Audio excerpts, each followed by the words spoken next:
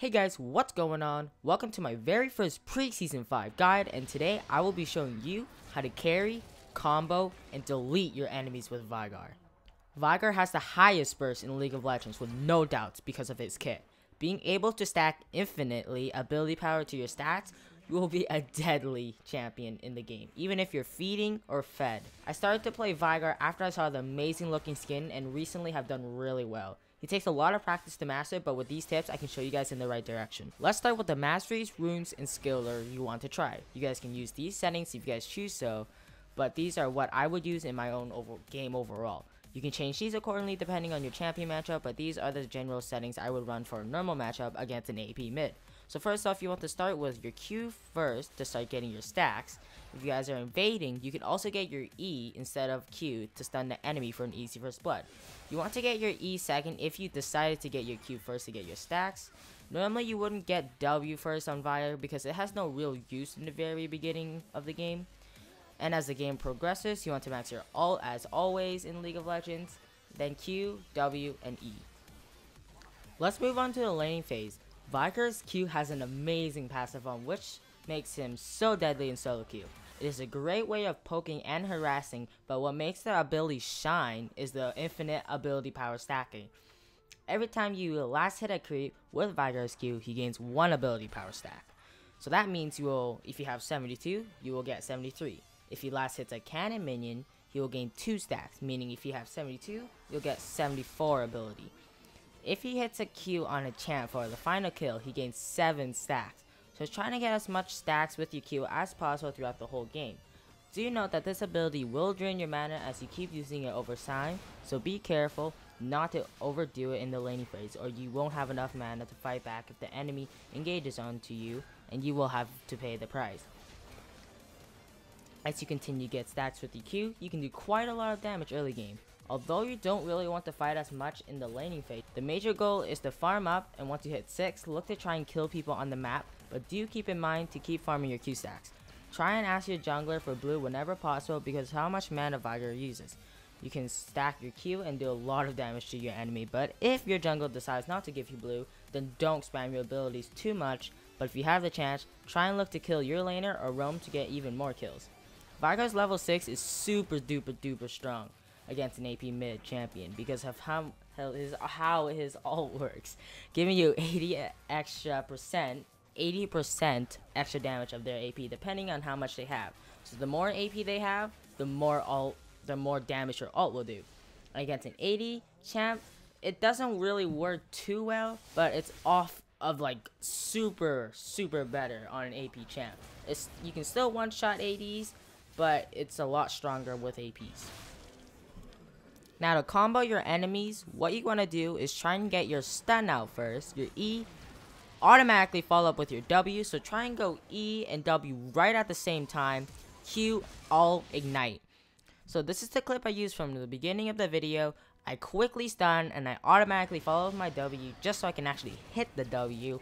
Like I said, you see it right there, I E quickly W, Q, and ult. I didn't use my ult there because I knew I had enough damage to kill her, and I mean my ult to kill her in her egg form. But normally, you would go E, W, Q, and ult, and that should kill them. So to sum up the laning phase, what you want to do is you want to keep farming up your Q, get those stacks, get all those ability power and damage, and once your ult comes off cooldown, you want to try and look to kill someone, and then repeat that process. So moving on to team fighting. So by all the information and all the things I've told you about Veigar, I'm pretty sure you guys know what Veigar does in team fights. He takes out the enemy AD carry, he takes out the AP mid laner carry, he does all the damage, he can like one-shot a tank, he can do so much in team fights. He may have I guess you can say a little bit of individual, single target damage, but that makes him even better. But his cage, he has a cage that is a 2.5 second stun. That means you can set up picks, you can easily make it a 4v5. He does have really low cooldown, so you can do a lot of damage after you kill the enemy, and you probably won't even need much to kill the enemy you just picked off. So you quickly make it a 4v5 and you do all damage. You also have a 2.5 second stun, like I just said, and you can stun the whole freaking team. Get like a 5-man stun, get a W in there, and you do so much damage. probably have so much stacks and you do so much damage your team can clean up or you can clean up. Veigar is a great champion for solo queue, for carrying, so single-handed carry. Veigar does so much. He's just so good. I can't.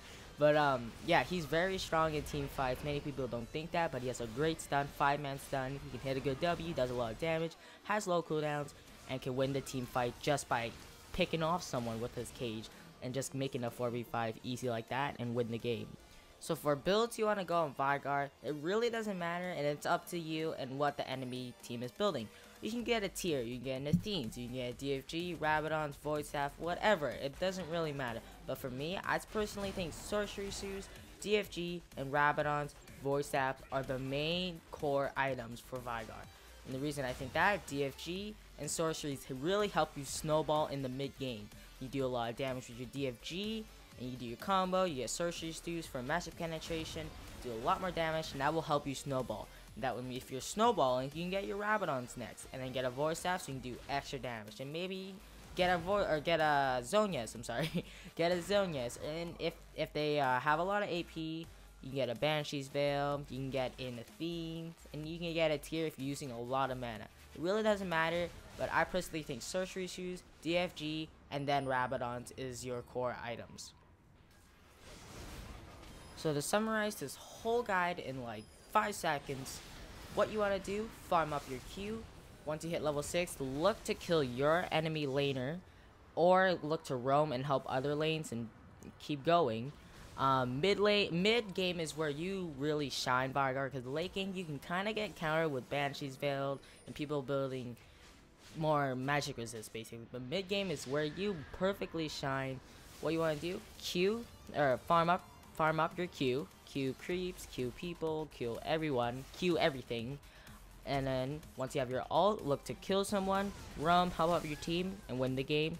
So hope you guys enjoyed the video. This is my very first guide. Tell me how I did. If you guys want a shorter or longer, like tell me how I did in my very first guide. If you guys want to see more guides on champions, if you guys want to see guides on champions you want to see, leave in the comment section down below. If you guys enjoyed this little guide, please leave a like, and I will talk to you guys later.